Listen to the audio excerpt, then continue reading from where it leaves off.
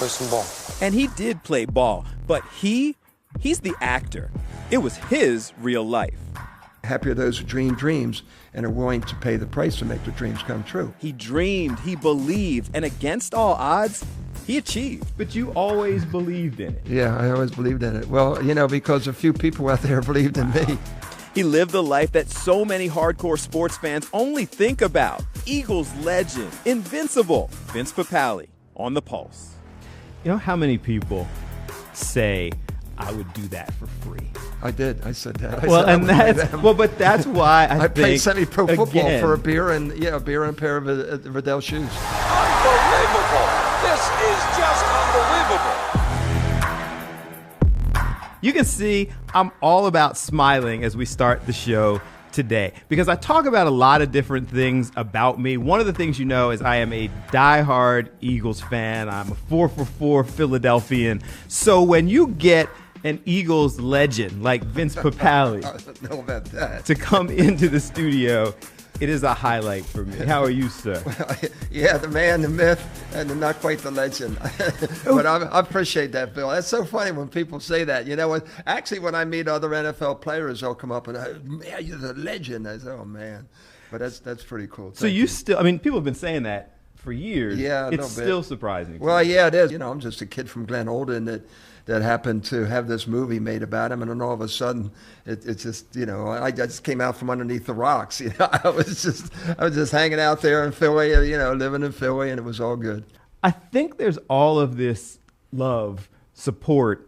You're the legend because I think deep down inside, you were all of us. Yeah. Like you are that person. We're all like, man, if I could only get a chance, and we would have failed miserably.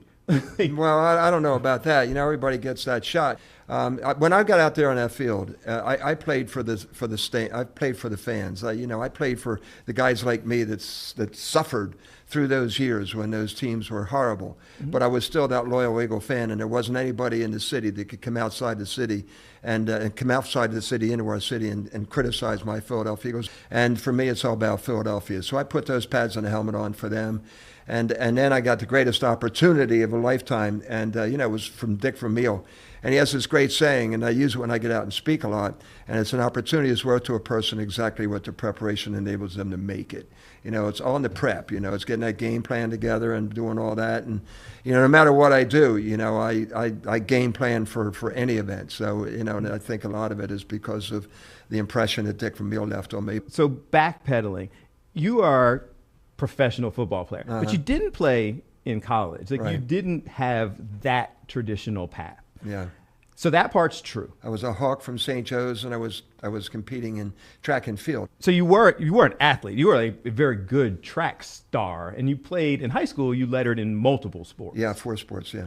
Okay. So the whole you're just a rec league football player was probably a little overstated. You were a high caliber athlete. It isn't biography, and they'll take liberties, but they got to make it play, and they treated it very well the way I looked at it. And I think they did a great job. Yeah. Everybody loves the movie. Yeah, who am I to criticize and doubt Walt Disney's pictures, Buena Vista Pictures? It was phenomenal. So you were playing like rough touch football, and you were a season ticket holder. So you were in the stands like us. Yeah, I was a season ticket holder. Actually, from my junior year in college at St. Joe's, I had season tickets with those guys in the movie. So it was just an open tryout. Yeah, it was an open tryout. Tell us how this happened. Well, it was pretty cool. Actually, I just come off what they didn't mention. I think what they wanted to do, Bill, is to make sure that they create a little bit more drama. They had me as a part-time bartender and a substitute teacher. In reality, I had been teaching at Interboro for 6 years. I was the head track coach, assistant football coach.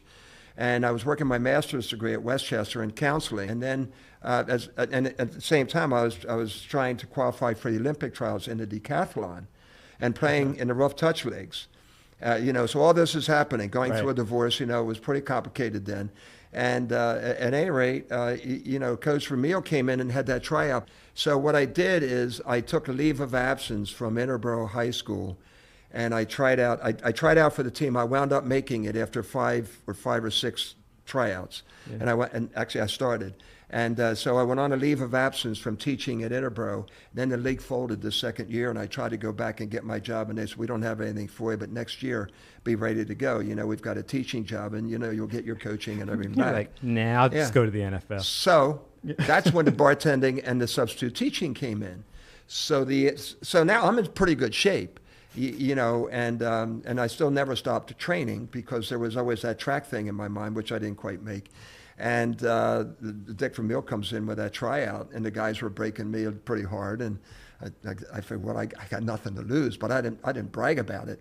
But I went to my high school coach, who was my mentor, Coach Corner, who was my high school coach in track and football. I said to guys that everybody's breaking me pretty hard. It's too risky. You don't have the right skills. You're a season ticket holder. You didn't play college football. And he gave me this great quote and said, "Happy are those who dream dreams and are willing to pay the price to make their dreams come true." So my dream was to be a Philadelphia Eagle. My idol was Tommy McDonald. Yeah. Was I willing to pay the price? Well, I felt, I'm 29. I've already paid the price. And what do I have to lose? I have nothing to lose. Coming up next, how Eagles coach Dick Vermeil inspired Vince Papale to step up or get cut. He said, I'll give you a couple of 3 weeks. He said, get your act together. Started hitting everybody that had a different color jersey on. And then it was that first preseason game.